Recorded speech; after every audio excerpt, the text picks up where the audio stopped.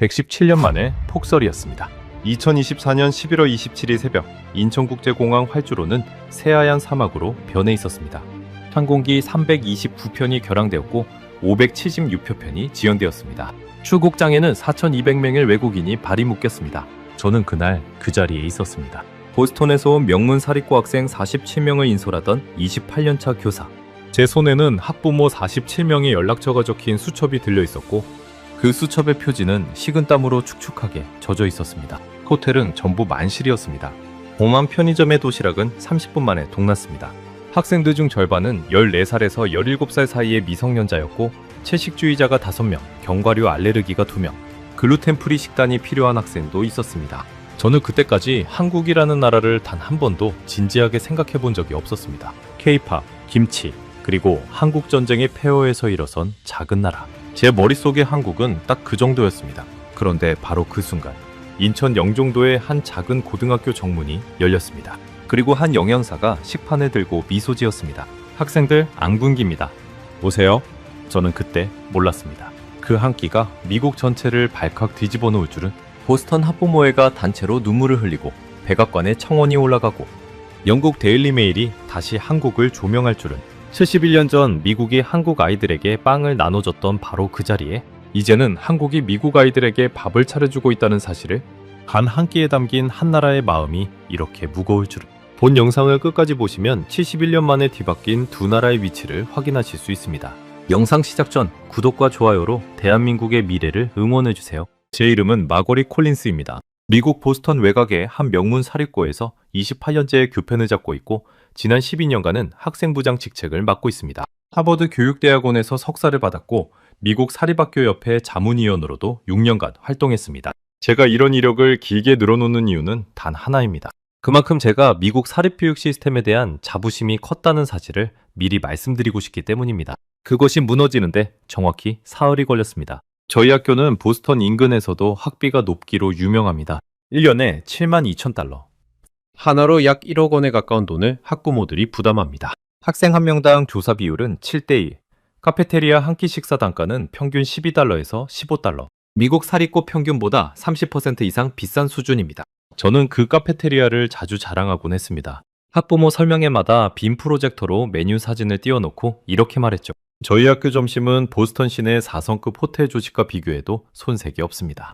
연어 스테이크, 케일 샐러드, 유기농 치킨넷, 글루텐 프리 빵까지 매일 3가지에서 4가지 메인 메뉴가 제공되었고 학생들은 카페테리아 카드로 결제했습니다. 무상급식 자격이 있는 저소득층 학생들에게는 별도의 카드가 발급되었는데 그 카드를 받은 학생들이 가끔 식당 입구에서 머뭇거리는 모습을 본 적이 있습니다. 저는 그 장면을 그저 사춘기 특유의 부끄러움으로만 여겼습니다. 해외 수학여행은 제 자부심의 또 다른 원천이었습니다. 지난 28년간 일본 5회, 중국 3회, 싱가포르 2회, 베트남 1회, 동아시아 인솔 경험만 11회입니다. 도쿄 신주쿠 호텔에서 학생들과 가이세키 정찬을 먹었던 그 밤을 저는 지금도 또렷이 기억합니다. 그날 저는 일기장에 이렇게 적었습니다. 동아시아 교육 선진국이라 하면 결국 일본이다. 한국은 아직 일본의 30년 전이다. 그런 제가 한국행을 결정한 건 2024년 봄이었습니다. 학교 이사회에서 이제 한국도 한 번쯤 가볼 만하지 않냐는 의견이 나왔거든요. K-팝, K-드라마, 화장품. 학생들이 부쩍 한국 문화에 관심을 보였다는 게 이유였습니다. 저는 솔직히 내키지 않았습니다. 일본 수학여행 코스를 또 짜는 게 훨씬 편했으니까요. 하지만 학생들의 요청을 무시할 수도 없었습니다. 출발! 한 달 전 학부모 사전 설명회가 열렸습니다. 회의실에 40명 가까운 학부모들이 모였습니다. 다들 보스턴 의사, 변호사, 금융업 종사자들, 평균 가구 소득이 30만 달러를 넘는 가정의 부모들이었습니다. 질의응답 시간에 한 어머니가 손을 들었습니다. 에밀리의 어머니였습니다. 콜린스 선생님, 우리 에밀리는 채식주의자이고 견과류 알레르기가 있어요. 한국 음식이 너무 자극적이고 견과류도 많이 들어간다고 들었는데 우리 아이가 굶지 않을까요? 저는 자신 있게 답했습니다. 걱정 마세요. 한국에도 미국식 햄버거 체인이 많이 들어가 있다고 들었습니다. 최악의 경우 그쪽으로 안내하겠습니다. 그리고 에밀리에게는 도시락을 충분히 준비해오라고 미리 말해두었습니다. 그날 저녁 저는 에밀리를 따로 불렀습니다. 16살의 작고 마른 소녀. 머리카락이 길고 까만 아이였죠. 에밀리, 한국에선 일주일만 버티면 돼. 도시락 잘 챙겨오렴. 우리가 가는 곳은 사실 미국에서 그렇게 발전한 나라는 아니거든. 에밀리는 고개를 끄덕였습니다. 저는 그 아이의 두 어깨를 두드려주고 교무실로 돌아왔습니다. 그것이 제 마지막 자만이었습니다. 그러나 그 순간 저는 제 입에서 나온 말이 얼마나 부끄러워질지 상상조차 하지 못했습니다. 비행기에 오른 건 2024년 11월 22일이었습니다. 학생 47명, 인솔교사는 저와 데이비드 청. 데이비드는 한국계 미국인 2세 수학교사입니다. 부모님 고향이 한국이라고 들었는데 정작 본인은 로스앤젤레스에서만 자라서 한국말도 거의 못합니다. 저는 비행기 안에서 데이비드에게 물었습니다. 데이비드, 당신은 한국에 가본 적 있어요? 데이비드가 어색하게 웃었습니다. 6살 때 할머니 장례식 때문에 잠깐 갔던 게 전부예요. 솔직히 저도 잘 몰라요. 그냥 부모님이 떠나오신 나라 정도? 저는 그 대답에 안심했습니다. 한국계 미국인조차 잘 모르는 나라. 그러니 저도 굳이 깊게 할 필요는 없겠다고 생각한 거죠. 인천공항에 내려서 첫 사흘 동안 저희는 서울 시내 관광 코스를 돌았습니다. 경복궁, 인사동, 명동, 강남. 학생들은 한복 체험과 K-팝 댄스 수업에 열광했습니다. 그러나 저는 내심 비교하고 있었습니다. 서울의 도로는 도쿄보다 분명히 깨끗했습니다. 지하철은 더 조용했고요. 화장실은 솔직히 말하면 보스턴 공항보다도 깨끗했습니다. 저는 그때 처음으로 작은 위화감을 느꼈습니다. 제 머릿속에 있던 한국은 일본 30년 전이라는 등식에 미세한 균열이 생기기 시작한 거죠. 하지만 저는 그 균열을 애써 무시했습니다. 수학여행 닷새째 되는 날 아침, 저희는 인천공항으로 향했습니다. 보스턴행 출국 시간은 오후 4시 30분. 그때까지만 해도 모든 것이 완벽하게 흘러가고 있었습니다. 학생들은 면세점에서 화장품과 K-팝 굿즈를 사고 있었고, 저는 데이비드와 함께 공항 라운지에서 커피를 마시고 있었습니다. 그런데 창밖이 이상했습니다. 새벽까지만 해도 가볍게 흩날리던 눈이 어느 순간부터 새하얀 벽처럼 쏟아지고 있었습니다. 활주로의 윤곽선이 사라졌습니다. 관제탑이 보이지 않았습니다.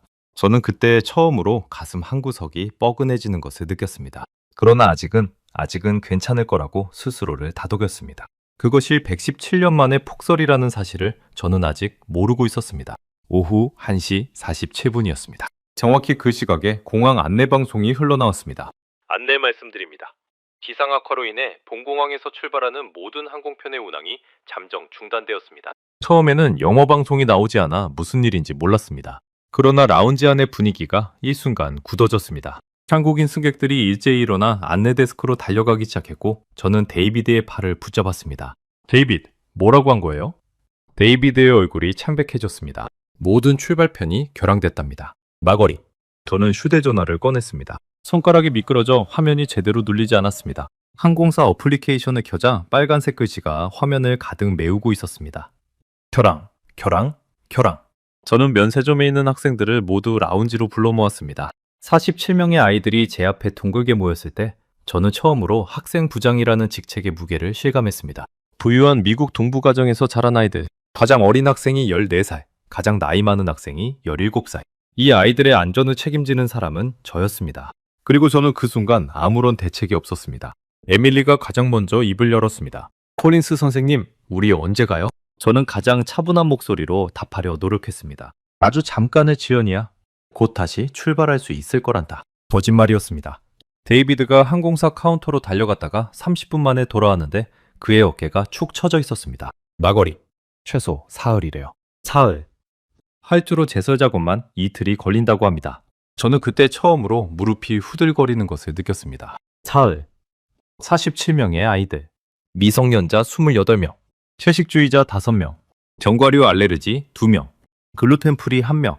그리고 단 2명의 인솔교사. 저는 즉시 호텔 예약 어플리케이션을 켰습니다. 인천공항 인근 김포, 강서구, 영등포구. 검색 결과가 떴습니다. 만실. 서울 시내 호텔도 마찬가지였습니다. 폭설로 발이 묶인 4,200명의 외국인이 호텔이라는 호텔은 모두 차지하고 있었습니다. 저는 미국 영사관에 전화를 걸었습니다. 통화 연결음만 끝없이 울렸습니다. 마침내 연결된 직원의 목소리는 지쳐 있었습니다. 콜린스 선생님, 현재 비슷한 상황의 미국 시민이 1,000명이 넘습니다. 영사관에서 직접 숙소를 제공하기는 불가능합니다. 죄송합니다. 저는 통화를 끊고 라운지 의자에 주저앉았습니다. 학생들이 저를 보고 있었습니다. 서십칠상의 눈동자. 저는 그 시선을 견딜 수가 없어 잠시 화장실로 자리를 피했습니다. 세면대 앞에서 저는 거울을 보았습니다. 28년차 교육자, 하버드 출신, 미국 사립학교협회 자문위원. 그 모든 이력이 한순간에 무력해지는 기분이었습니다. 화장실에서 나오자 데이비드가 한쪽 구석에서 누군가와 통화하고 있었습니다. 한국말이었습니다. 저는 데이비드가 한국말을 거의 못한다고 들었는데 지금은 더듬더듬이라도 어떻게든 말을 이어가고 있었습니다. 마거리, 제 사촌이에요. 영종도에 살고 있는데 그 동네 고등학교 교감 선생님과 친분이 있대요. 일단 연락해보겠다고 합니다. 저는 데이비드의 손을 꽉 잡았습니다. 저녁 6시가 되자 공항 편의점의 음식이 동나기 시작했습니다. 삼각김밥, 샌드위치, 도시락, 모든 것이 진열대에서 사라졌습니다. 학생들은 라운지 의자에 옹기종기 모여 앉아 있었지만 표정이 점점 어두워졌습니다. 에밀리가 제 옆으로 다가왔습니다. 선생님, 저 어제부터 견과류 없는 음식을 못 찾았어요. 어제 저녁에 호텔에서 먹은 게 마지막이었어요. 에밀리의 입술이 살짝 떨리고 있었습니다. 저는 그 아이의 어깨에 손을 올렸습니다. 조금만 더 기다려, 에밀리. 선생님이 어떻게든 해볼게. 그러나 마음속으로는 비명을 지르고 있었습니다. 어떻게? 도대체 어떻게? 저는 본국 학부모들에게 보내 일괄 이메일을 작성하기 시작했습니다. 화면 위에 손가락을 올려놓고도 첫 문장을 쓰지 못한 채 한참을 그렇게 앉아 있었습니다. 결국 제가 쓴 문장은 이것이었습니다. 학부모님들께 죄송합니다. 저희는 지금 인천공항 바닥에 앉아 있습니다. 모든 호텔이 만실이고 식사를 어떻게 해결할지 알 수 없습니다. 전송 버튼을 누르려는 순간이었습니다. 데이비드가 달려왔습니다.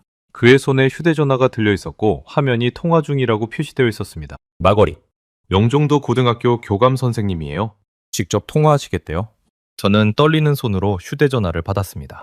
전화기 너머에서 중년 남성의 차분한 목소리가 들려왔습니다. 영어가 또박또박했습니다. 약간의 한국식 억양이 섞여 있었지만 단어 하나하나가 분명했습니다. 안녕하세요. 저는 영종도 한 고등학교의 박재현 교감입니다. 미국 학생들이 47명 정도 된다고 들었습니다. 지금 즉시 저희 학교로 오십시오. 학생들을 모두 받겠습니다. 저는 한참 동안 아무 말도 하지 못했습니다. 그가 다시 입을 열었습니다. 콜린스 선생님, 거기 계십니까? 네네, 교감 선생님. 그런데 저는 미국식 사고방식으로 가장 먼저 묻고 싶은 질문을 꺼냈습니다. 비용은 어떻게 됩니까? 저희가 어떻게 보답해야 할까요? 전화기 너머에서 잠시 침묵이 흘렀습니다. 그리고 박 교감의 목소리가 들려왔습니다. 살짝 웃음기가 섞인 목소리였습니다. 비용 없습니다. 지금 한국말로 손님이라는 게 있는데 손님은 그냥 손님입니다. 한국에서는 손님을 굶기지 않습니다. 빨리 오세요. 영양사 선생님이 이미 저녁 식사를 준비하고 계십니다. 전화가 끊어졌습니다. 저는 잠시 휴대전화를 손에 쥐고 멍하니 서 있었습니다. 데이비드가 저를 바라보고 있었습니다. 마거리, 뭐래요? 저는 데이비드에게 그대로 전했습니다. 학교가 우리를 받는다. 사심치며 모두 무료로. 영양사가 이미 저녁을 준비하고 있다. 데이비드의 눈가가 살짝 붉어졌습니다. 그러나 저는 솔직히 그 순간 의심이 더 컸습니다. 학교가 외국인 학생 47명을 무료로 받는다고? 영양사가 이미 저녁을 준비하고 있다고? 미국에서는 절대 상상할 수 없는 일이었습니다. 미국 공립학교에서 외부 손님이 카페테리아 식사를 함께 하려면 사전 신청서를 작성하고 보건당국 승인을 받아야 합니다.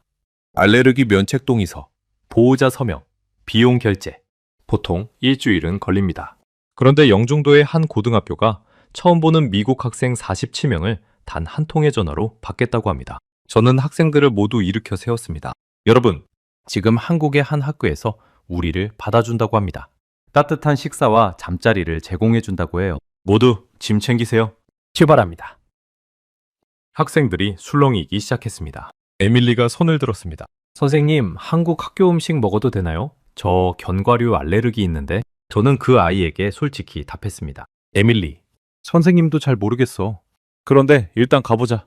여기 공항에 계속 있을 수는 없으니까. 오후 8시 23분. 학생들을 태운 2대의 버스가 인천공항을 떠나 영종도로 향했습니다. 창밖에는 여전히 폭설이 내리고 있었고 도로의 차들은 거북이 걸음이었습니다. 저는 버스 맨 앞자리에 앉아 창밖을 바라보았습니다. 저녁 9시 14분 버스가 학교 정문에 도착했습니다. 정문에 한 중년 남성이 우산을 들고 서 있었습니다. 박재현 교감이었습니다. 저는 그날 처음으로 한국 사람의 손을 두 손으로 맞잡았습니다. 박 교감의 손이 따뜻했습니다. 먼 길 오셨습니다. 들어오세요. 영양사 선생님이 기다리고 계십니다. 학교 안으로 들어서는 순간 저는 멈춰섰습니다. 학교 안에서 흘러나오는 냄새 때문이었습니다. 따뜻한 국물 냄새, 갓 지은 밥 냄새. 어딘가 익숙하면서도 낯선, 그러나 분명히 사람의 마음을 녹이는 냄새였습니다. 제 뒤에 서 있던 에밀리가 작게 말했습니다. 선생님, 이거 음식 냄새예요? 진짜로요. 저는 그 말을 듣고 처음으로 가슴 한쪽이 뜨거워지는 것을 느꼈습니다. 그러나 진짜 충격은 아직 시작되지도 않았다는 사실을 저는 그때까지도 모르고 있었습니다. 저녁 9시 27분 학교 강당의 문이 열렸습니다. 저는 그 순간 한 걸음을 떼지 못했습니다. 강당 바닥에는 매트리스 47개가 깔끔하게 줄지어 놓여 있었습니다. 매트리스마다 새 담요와 베개가 가지런히 올려져 있었고 한쪽 벽면에는 따뜻한 보리차가 담긴 대형 보온통과 일회용 컵이 정돈되어 있었습니다. 가장 안쪽에는 칸막이가 세워져 여학생 공간과 남학생 공간이 분리되어 있었고 화장실 방향을 가리키는 작은 종이 안내판까지 손글씨로 붙어 있었습니다. 저는 박 교감을 향해 고개를 돌렸습니다. 교감 선생님, 이걸 다 1시간 만에 준비하신 겁니까? 박 교감이 머쓱하게 웃었습니다. 체육 선생님하고 행정실 직원들이 같이 움직였습니다. 한국 사람은 손이 빠르거든요. 데이비드가 제 옆에서 한국말로 뭐라고 중얼거렸습니다. 발음이 어색했지만 그 말이 무슨 뜻인지 저는 짐작할 수 있었습니다. 고맙다는 말이었습니다. 그리고 박 교감이 손을 들어 학교 본관 쪽을 가리켰습니다. 식사 먼저 하시죠. 영양사 선생님이 기다리고 계십니다. 학생들은 짐을 매트리스 옆에 놓고 박 교감을 따라 본관 1층의 급식실로 향했습니다. 복도는 따뜻했습니다. 미국 학교의 차가운 형광등 복도와 달리 이곳은 노란빛이 도는 조명에 바닥의 타일까지 윤기가 흘렀습니다. 급식실 문을 열고 들어서는 순간 저는 다시 한번 멈춰섰습니다. 급식실 한가운데에 한 여성이 서 있었습니다. 흰색 위생복에 머리에는 위생모, 입에는 마스크. 그러나 마스크 위로 드러난 눈매가 한없이 부드러웠습니다. 50대 초반쯤 되어 보이는 여성. 그녀가 저를 향해 가볍게 고개를 숙였습니다. 안녕하세요. 영양사 김영실입니다. 25년째 이 학교에서 일하고 있습니다. 데이비드가 통역해 주었습니다. 저는 김 영양사에게 다가가 손을 내밀었습니다. 그녀의 손은 거칠었지만 따뜻했습니다. 25년간 500인분의 식판을 매일 책임져 온 손이었습니다. 김 영양사가 가장 먼저 한 일은 식사를 차리는 것이 아니었습니다. 그녀는 종이 한 장과 펜을 들고 학생들 앞에 섰습니다. 학생들 한 명씩 알레르기, 채식 여부, 종교, 식이 제한, 못 먹는 음식을 다 알려주세요. 한 명도 빠지면 안 됩니다. 저는 그 말을 듣고 데이비드를 쳐다보았습니다. 데이비드도 저를 마주보았습니다. 우리는 동시에 같은 표정을 짓고 있었던 것 같습니다. 서 17명 전원의 식이 정보를 종이 한 장에 받아 적겠다는 그 말이 미국에서 온 우리에게는 너무나 낯설었습니다. 미국에서는 알레르기가 있는 학생은 본인이 알아서 도시락을 챙겨옵니다. 채식주의자도 마찬가지입니다. 학교 카페테리아는 기본 메뉴를 제공할 뿐 개별 식단을 책임지지 않습니다. 그것이 미국식 시스템이었습니다. 책임의 분리, 자율의 존중, 그리고 차이의 묵인. 그런데 김영양사는 종이 한 장에 47명 전원의 정보를 받아 적기 시작했습니다. 채식주의자 5명, 견과류 알레르기 2명, 유당불내증 3명, 할랄식이 1명, 갑각류 알레르기 1명. 1시간 만에 47개의 메모가 정리되었습니다. 그녀가 종이를 들어 저에게 보여주었습니다. 각각 따로 만들어 드리겠습니다. 30분만 기다려주세요. 저는 그 말을 듣고 솔직히 의심했습니다. 학생 47명의 식사를 단 30분 만에, 그것도 9가지 식이 제한을 모두 반영해서 차린다는 게 가능한가? 미국 사립고에서도 알레르기 학생의 별도 식사를 준비하려면 최소 4월 전에 신청해야 합니다. 그것도 추가 비용 $30를 내고 말이죠. 저는 김 영양사에게 조심스럽게 물었습니다. 영양사 선생님, 정말 따로 다 만들어 주시는 겁니까? 저희가 어떻게 보답해야 할지. 김 영양사가 마스크 위로 살짝 웃었습니다. 보답 같은 거 안 받습니다. 그리고 한국 학교는 모든 아이가 같이 먹는 게 원칙입니다. 한 명도 빠지면 안 돼요. 저는 그 말을 들은 순간 머리가 살짝 어지러웠습니다. 한 명도 빠지면 안 된다. 그 단순한 문장이 제28년 교사 경력 전체를 흔들었습니다. 미국 학교에서 알레르기 학생이 따로 도시락을 싸오는 것을 저는 한 번도 문제라고 생각한 적이 없었습니다. 그게 당연한 거라고 여겼습니다. 그런데 한국에서는 그것이 한 명이 빠진 거지였습니다. 30분 뒤 식판이 줄지어 나왔습니다. 저는 첫 번째 식판을 받아들고 한참 동안 내려다보았습니다. 식판은 6개의 칸으로 나뉘어 있었습니다. 가장 큰 칸에는 윤기 흐르는 흰쌀밥이 한가득 담겨 있었습니다.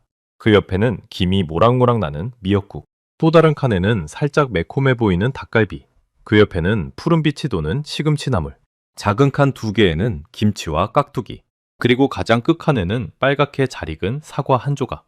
6가지였습니다. 6가지 메뉴가 단 하나의 식판 위에 정성스럽게 칸칸이 담겨 있었습니다. 저는 학생들의 식판을 둘러보았습니다. 채식주의자 5명은 닭갈비 대신 두부조림이 담겨 있었습니다. 견과류 알레르기 학생 2명은 시금치나물 대신 콩나물이 담겨 있었습니다. 할랄 시기 학생 1명은 닭갈비가 별도로 할랄 인증 양념으로 다시 조리되어 나왔습니다. 그리고 에밀리, 채식주의자에 견과류 알레르기까지 있는 16살 소녀. 에밀리의 식판에는 채식 비빔밥이 담겨 있었습니다. 따뜻한 밥 위에 시금치, 콩나물, 당근채, 무생채, 그리고 김치까지. 견과류는 단 한 톨도 들어가지 않았습니다.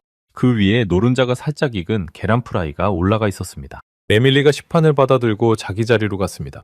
그리고 잠시 식판을 내려다보았습니다. 그녀의 어깨가 작게 떨리기 시작했습니다. 저는 에밀리에게 다가갔습니다. 에밀리, 괜찮니? 에밀리가 고개를 들었습니다. 두 눈에 눈물이 가득 차 있었습니다.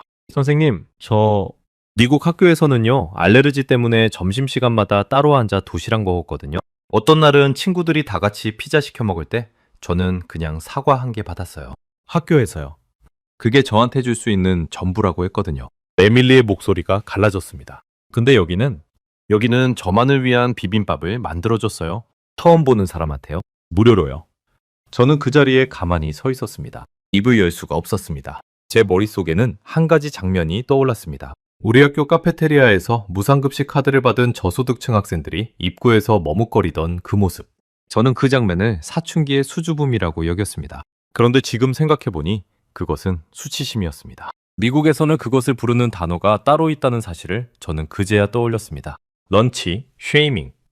점심값을 못 낸 아이에게 다른 식판을 주는 것. 아무것도 아닌 차이처럼 보이지만 그것이 한 아이의 마음을 평생 갉아먹는다는 사실을.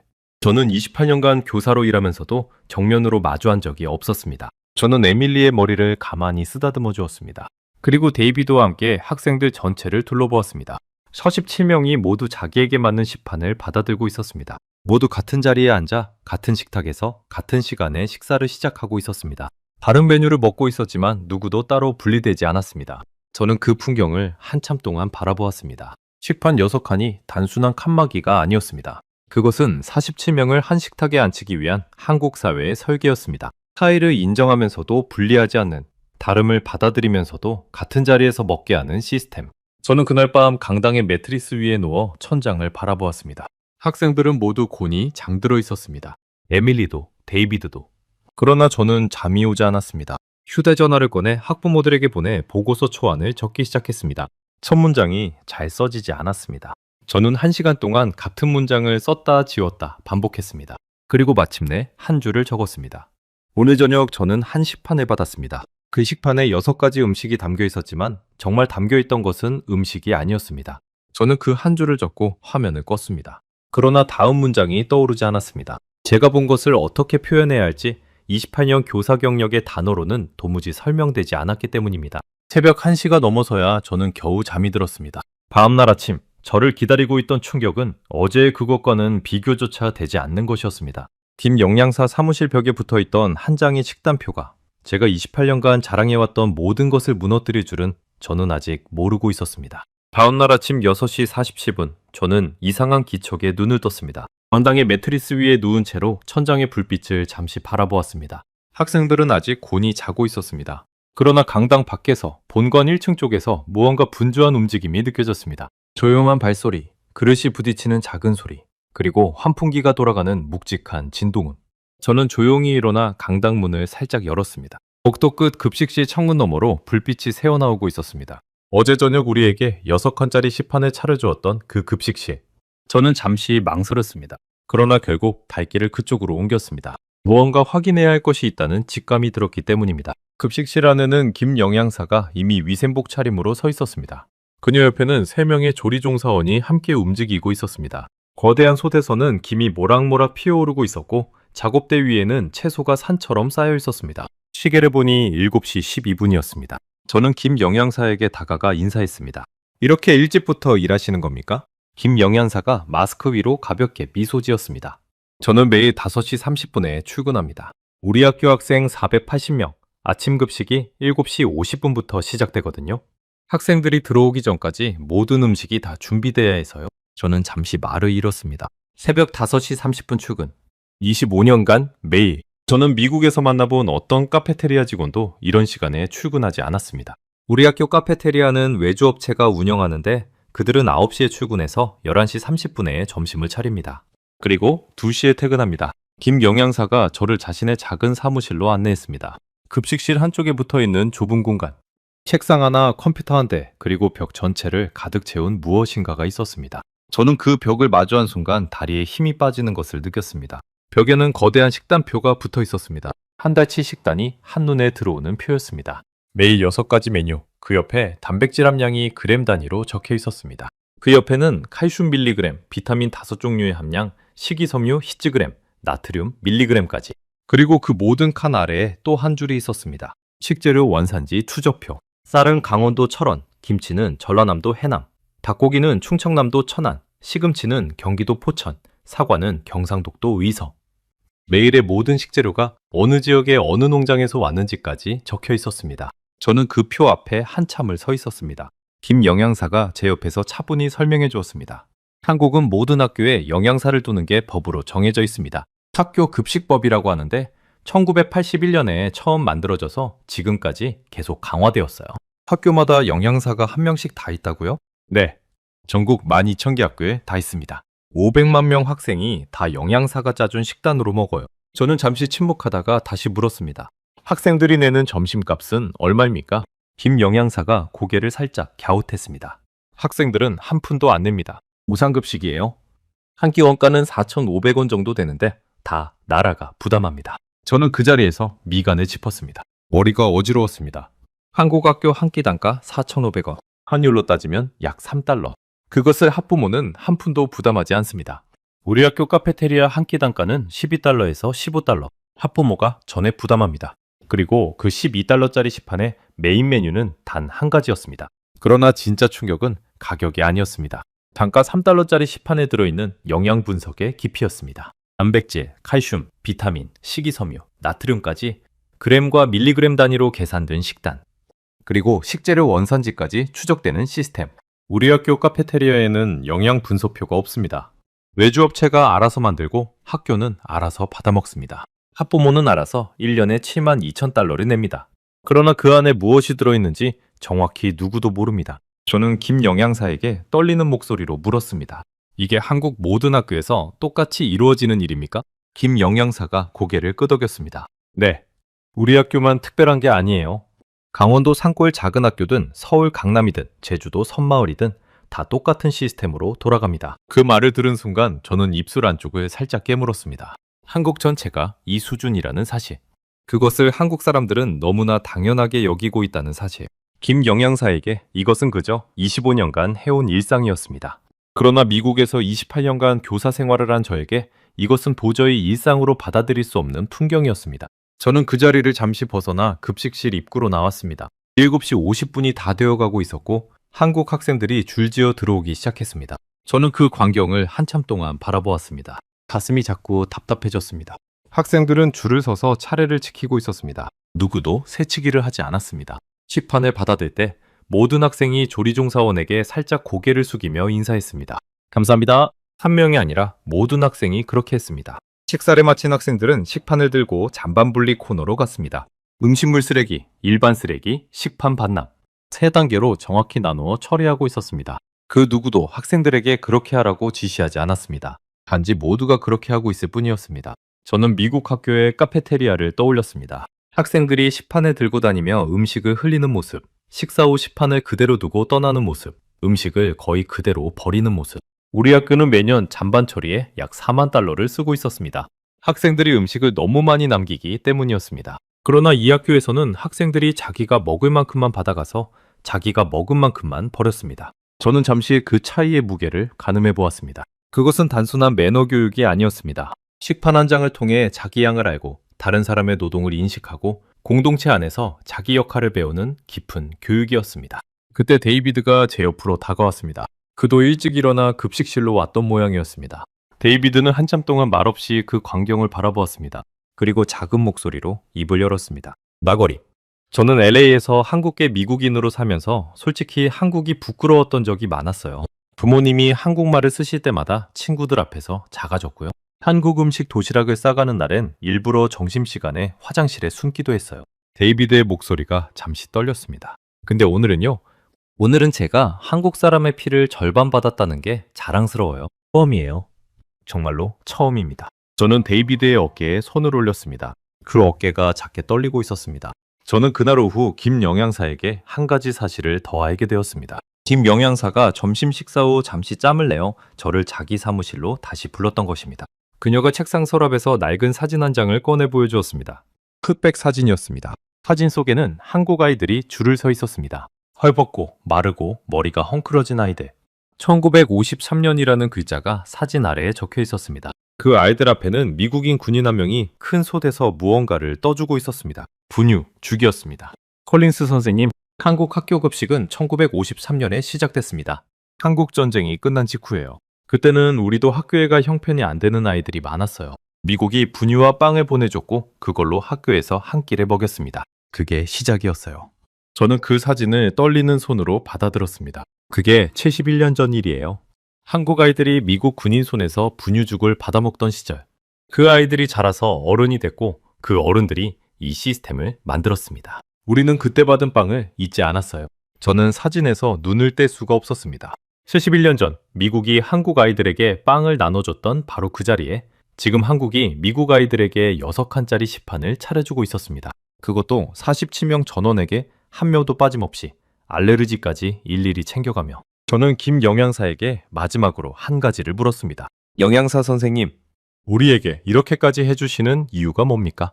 김 영양사가 잠시 저를 바라보다가 조용히 답했습니다. 우리 한국 사람들은요, 받은 건 잊지 않습니다. 빚이라고 생각하지도 않아요. 그냥 마음에 담아둡니다. 그러다가 우리한테 여유가 생기면 그때 또 누군가한테 갚는 거예요. 그게 우리 방식입니다. 저는 사무실 책상에 손을 짚었습니다. 손바닥이 책상의 차가운 표면을 만났는데 정작 제 손은 뜨거워지고 있었습니다. 28년간 미국 사립교육의 최전선에서 살아온 제가, 72,000달러짜리 카페테리아를 자랑하며 살아온 제가, 영종도의 한 작은 학교 영양사에게서 교육이 무엇인지를 처음 배우고 있었습니다. 저는 그날 저녁 강당으로 돌아와 학부모들에게 보낼 보고서를 다시 펼쳤습니다. 어제 저녁에 적었던 첫 문장이 화면에 그대로 떠 있었습니다.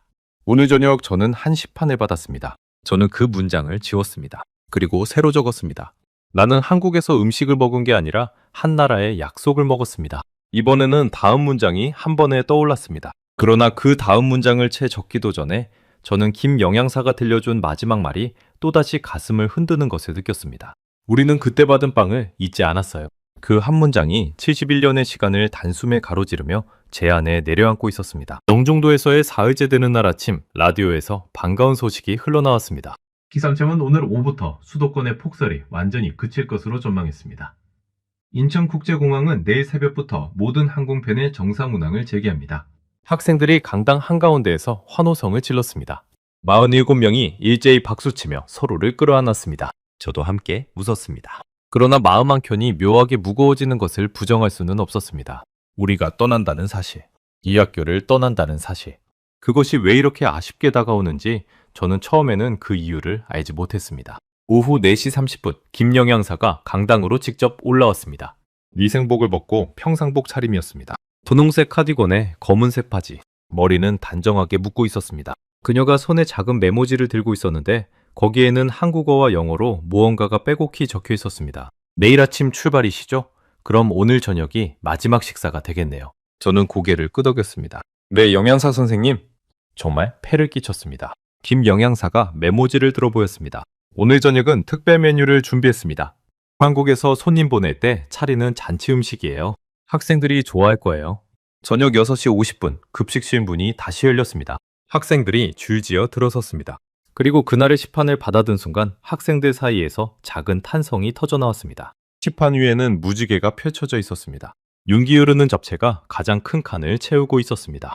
당면에 검은 목이버섯, 빨간 당근, 푸른 시금치, 노란 계란지단이 섞여 마치 한국의 사계절을 담아낸 듯한 색감이었습니다. 그 옆칸에는 갈비찜이 통째로 2토막, 양념이 윤이 나도록 졸여져 있었고 위에는 잣 대신 깨가 뿌려져 있었습니다. 견과류 알레르기가 있는 학생들을 위한 김 영양사의 세심한 배려였습니다. 또 다른 칸에는 노릇하게 붙여진 호박전 2조각, 그 옆에는 미역줄기 볶음, 그리고 매콤한 깍두기. 마지막 후식 칸에는 하얀 그릇에 담긴 식혜 한 잔이 따로 나왔습니다. 식혜 위에 살얼음이 살짝 떠 있었습니다. 채식주의자 5명에게는 갈비찜 대신 두부강정이 나왔습니다. 매콤하게 졸인 두부튀김 위에 깨 대신 통깨가 따로 빠진 양념이 발려 있었습니다. 칼날 시기 학생에게는 갈비찜이 별도 양념으로 재조리되어 나왔고 견과류 알레르기 학생들의 잡채에는 잣과 호두가 전혀 들어가지 않았습니다. 47개의 시판이 모두 달랐습니다. 그러나 47개의 시판이 모두 같은 잔치였습니다. 에밀리가 자기 자리에 앉아 시판을 한참 동안 내려다보았습니다. 채식 잡채의 두부 감정이 가지런히 담긴 시판이었습니다. 에밀리가 천천히 일어섰습니다. 그리고 김 영양사 쪽으로 걸어갔습니다. 47명의 학생들이 일제히 에밀리를 바라보았습니다. 강당에 가까운 정적이 흘렀습니다. 에밀리가 김 영양사 앞에 서서 잠시 호흡을 가다듬었습니다. 그리고 입을 열었습니다. 감사합니다. 또박또박한 한국말이었습니다. 어제 저녁부터 데이비드에게 발음을 배운 모양이었습니다. 에밀리가 다시 한번 작은 목소리로 반복했습니다. 영양사 선생님, 감사합니다. 김 영양사의 눈이 빠르게 붉어졌습니다. 그녀가 마스크를 잠시 내리고 손등으로 눈가를 닦았습니다. 그러나 눈물은 그치지 않았습니다. 그녀가 떨리는 목소리로 말했습니다. 내 인생 25년 영양사 하면서요. 오늘이 제일 보람 있는 한 끼였어요. 정말로요? 학생들이 일제히 자리에서 일어났습니다. 누가 시킨 것도 아니었습니다. 47명이 동시에 일어나 김 영양사를 향해 박수를 치기 시작했습니다. 박수 소리가 급식실 천장을 울렸습니다. 조리종사원 세 분도 작업대 옆에 서서 함께 박수를 받았습니다. 저는 그 광경을 보면서 손바닥의 감각이 사라지는 것을 느꼈습니다. 손에 힘이 들어가지 않았습니다. 28년 교사 경력 동안 저는 수많은 졸업식과 입학식을 치렀습니다. 그러나 영종도의 한 작은 학교 급식실에서 단 한 명의 영양사를 향해 47명의 미국 학생들이 일제히 박수치는 그 풍경이 제 인생에서 본 가장 깊은 의식이었습니다. 식사가 끝난 뒤 저는 박재현 교감을 따로 만났습니다. 학교 본관 2층의 작은 응접실, 박 교감이 보리차 2잔을 따라주었습니다. 저는 잔을 내려놓고 미리 준비해둔 흰색 봉투를 책상 위에 올려놓았습니다. 교감 선생님, 이건 미국 학부모님들이 마련해주신 사례비입니다. 5,000달러입니다. 한화로 700만 원 정도 될 겁니다. 학교에 조금이라도 도움이 되었으면 합니다. 박 교감이 봉투를 한참 동안 내려다보았습니다. 그리고 천천히 봉투를 제 쪽으로 다시 밀어주었습니다. 콜린스 선생님, 죄송하지만 받을 수 없습니다. 저는 당황했습니다. 교감 선생님, 너무 신세해졌습니다. 학생 47명의 사흘간의 숙식, 그리고 영양사 선생님이 따로 차려주신 모든 식사. 미국에서라면 도저히 계산할 수 없는 금액입니다. 제발 받아주십시오. 박 교감이 보리차를 한 모금 마셨습니다.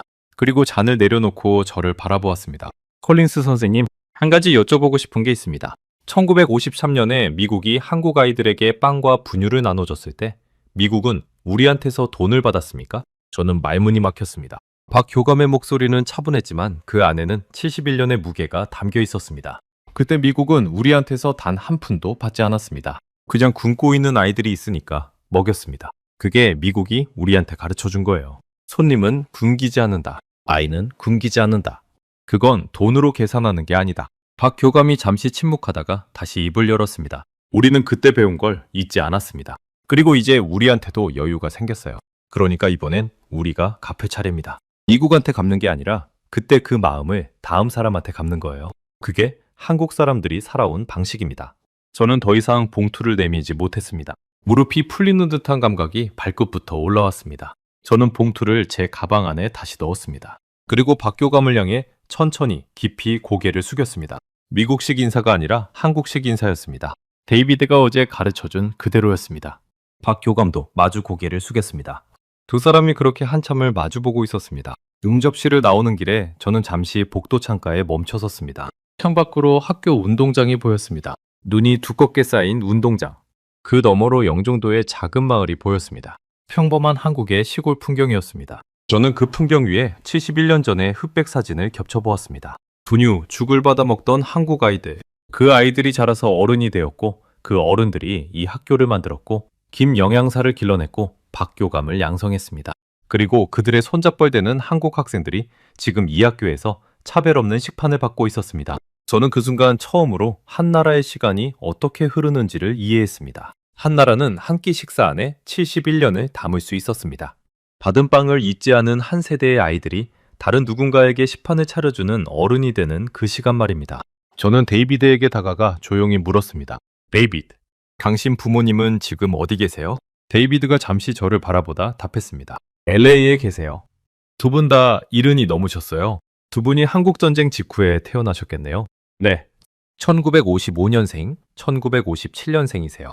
두 분 다 어렸을 때 학교에서 분유죽 드셨다고 자주 말씀하셨어요. 저는 데이비드의 어깨를 가만히 두드려 주었습니다.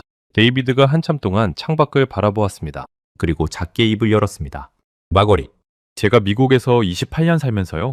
부모님이 가끔 한국 얘기하실 때마다 솔직히 흘려들었어요. 옛날 얘기, 가난한 나라 얘기, 그런 거 듣기 싫었거든요. 근데 오늘 박교감 선생님 말씀 듣고 처음으로 부모님께 전화드리고 싶어졌어요. 한국이 어떻게 변했는지 제가 본 걸 다 말씀드리고 싶어서요. 저는 데이비드의 말을 들으면서 마음속으로 한 가지 결심을 했습니다. 보스턴에 돌아가면 우리 학교 카페테리아를 바꾸겠다고, 한국식 시스템을 도입하겠다고, 외주업체에 맡겨놓고 잊고 있던 그 영역을 다시 우리 학교의 일로 되찾아오겠다고. 그날 밤 김영현사는 평소와 똑같이 자기 사무실에 앉아 있었다고 들었습니다. 다음 주 식단표를 짜고 있었던 모양입니다. 단백질 그램, 칼슘 밀리그램, 비타민 함량을 계산하면서 미국 학생 47명이 오든 안 오든 그녀에게 그것은 늘 똑같은 일이었습니다. 25년간 매일 해온 한국 영양사의 일상. 그 평범함이 위대했습니다. 그 위대함을 한국인들 스스로는 알지 못한다는 사실이 저를 가장 깊이 흔들었습니다. 보스턴으로 돌아온 지 정확히 2주가 지난 12월 셋째 주 화요일이었습니다. 저는 학교 회의실에서 학부모 47명을 마주하고 서 있었습니다. 빔 프로젝터가 켜져 있었고 화면에는 영종도 학교 급식실에서 찍은 사진들이 한 장씩 넘어가고 있었습니다. 6칸짜리 식판, 김 영양사의 식단표, 47명 학생이 한자리에 앉아 식사하던 풍경, 그리고 떠나는 날 받은 잔치 음식까지. 학부모들의 표정이 점점 변해갔습니다. 처음에는 의심이었습니다. 한 어머니가 손을 들고 물었습니다. 콜린스 선생님, 정말 무료였다고요? 학생 47명, 사흘 동안의 식사 전부가요? 네. 단 한 푼도 받지 않으셨습니다. 또 다른 아버지가 물었습니다. 알레르기 학생들 식사까지 따로 다 차려주었다는 게 사실입니까? 미국 사립고에서도 사흘 전에 신청해야 가능한 일인데요. 한 명 한 명에게 맞춰 다 만들어주셨습니다. 그것이 한국 학교의 원칙이라고 하더군요. 한 명도 빠지면 안 된다고요. 회의실이 한순간 조용해졌습니다. 에밀리의 어머니가 자리에서 일어났습니다. 출국 전 학부모 설명회에서 견과류 알레르기 걱정을 했던 바로 그분이었습니다. 그녀의 눈가가 이미 붉어져 있었습니다. 콜린스 선생님, 우리 에밀리가 미국 학교에서 점심시간마다 혼자 앉아 도시락 먹는 거 저도 알고 있었어요. 그게 마음 아파서 매일 아침 일찍 일어나 도시락을 쌌습니다. 한국 학교가 우리 애한테 비빔밥을 만들어줬다고요? 처음 본 외국 학생한테요? 저는 그녀에게 사진 한 장을 보여드렸습니다. 에밀리가 채식 비빔밥 시판을 받아들고 눈물을 흘리던 그 사진. 데이비드가 옆에서 살짝 찍어둔 사진이었습니다. 에밀리 어머니가 그 사진을 본 순간 손으로 입을 막으며 흐느꼈습니다. 옆에 있던 다른 어머니가 그녀의 어깨를 감싸 안았습니다. 그날 회의가 끝난 뒤 학부모회는 만장일치로 한 가지를 결정했습니다. 보스턴 지역 일간지에 감사 광고를 내기로 한 것입니다. 광고비는 학부모들이 자발적으로 모았고 단 사흘 만에 18,000달러가 모였습니다. 광고가 게재된 날 광고문의 헤드라인은 단 5글자였습니다. 고맙습니다, 한국. 그 아래에 김 영양사의 식단표 사진과 6칸짜리 식판 사진, 그리고 영종도 학교 정문에서 박교감이 우산을 들고 우리를 맞이하던 사진이 실렸습니다. 광고문 마지막에는 이렇게 적혀 있었습니다. 한국이 우리 아이들에게 차려준 것은 음식이 아니라 한나라의 마음이었습니다. 71년 전 미국이 한국 아이들에게 빵을 나눠준 그 자리에 이제 한국이 우리 아이들에게 식판을 차려주고 있었습니다. 광고는 사회관계망 서비스를 통해 빠르게 퍼져나갔습니다. 영상이 만들어졌고 그 영상이 일주일 만에 조회수 1000만 회를 넘어섰습니다. 뉴스위크가 후속 보도를 했고 워싱턴 포스트가 한국 무상급식 시스템을 특집으로 다뤘습니다. 영국의 데일리 메일도 다시 한번 K급식을 조명했습니다. 한 미국 학부모가 백악관 창원 게시판에 글을 올렸습니다. 왜 미국은 못합니까? 세계 1위 경제대국이라는 우리가 왜 우리 아이들에게 한국식 6칸 시판 하나 차려주지 못합니까? 그 창원이 단 2주 만에 18만 명의 서명을 받았습니다. 미국 동부 일부 주에서 한국식 무상급식 도입검토위원회가 꾸려졌습니다. 매사추세츠주의 한 의원이 한국교육부에 공식 자문을 요청했고 코네티컷주에서는 시범학교 선정 작업이 시작되었습니다. 한국농수산식품유통공사로 식단 자문 요청서가 쇄도했습니다. 가장 놀라운 것은 우리 학교 옆 사립고도 학부모의 결정에 따라 한국식 코스급식 도입 검토에 들어갔다는 사실이었습니다. 그리고 1년 뒤 2025년 12월에 어느 평범한 화요일이었습니다. 저는 우리 학교 카페테리아의 한쪽 벽 앞에 서 있었습니다. 그 벽에는 작은 액자 하나가 새로 걸려 있었습니다. 액자 안에는 한 장의 종이가 들어 있었습니다. 인천 영종도 한 고등학교 영양사 김영실 선생님의 한 달치 식단표 사본이었습니다. 김 영양사가 직접 우편으로 보내준 것이었습니다. 액자 아래에는 작은 동판이 붙어 있었습니다. 거기에 영어와 한국어로 한 문장이 새겨져 있었습니다. 이것이 한 끼에 담긴 한 나라의 마음이다. 우리 학교 카페테리아는 더 이상 외주업체에 맡기지 않습니다. 영양사원분이 학교에 정식으로 채용되었습니다. 한국식 6코스 식판이 매일 제공됩니다. 알레르기 학생들의 별도 식사는 사전 신청 없이 그날 즉시 차려집니다. 무상급식 자격이 있는 학생들도 다른 학생들과 똑같은 식판을 받습니다. 입구에서 더 이상 머뭇거리는 아이는 없습니다. 저는 그 벽 앞에 잠시 서서 김 영양사를 떠올렸습니다. 그녀는 오늘도 영종도의 작은 학교에서 새벽 5시 30분에 출근했을 것입니다. 500인분의 식판을 닫고 채소를 다듬고 다음 주 식단표를 짜고 있을 것입니다. 단백질 그램, 칼슘 밀리그램, 비타민 함량을 계산하면서 그녀에게는 그것이 오늘도 그저 평범한 하루였을 것입니다. 그러나 그 평범함이 71년 전 한국 아이들에게 빵을 나눠줬던 미국을 그리고 그 후손인 저를 울게 했습니다. 저는 카페테리아를 나서기 전 액자 앞에서 손을 잠시 가슴에 얹었습니다. 한 나라의 위대함은 거대한 무기에 있지도 화려한 건물에 있지도 않다는 사실을 저는 영종도에서 배웠습니다. 한 나라의 위대함은 가장 작은 식판 한 장에, 가장 평범한 한 영양사의 새벽 출근에, 그리고 손님을 굶기지 않는다는 한 줄의 원칙에 담겨 있었습니다. 받은 것을 잊지 않는 사람들, 그리고 받은 것을 다음 누군가에게 갚는 사람들, 그것이 제가 본 한국이었습니다. 저는 다음 시간에도 전 세계를 놀라게 할 대한민국의 이야기로 다시 찾아뵙겠습니다. 감사합니다.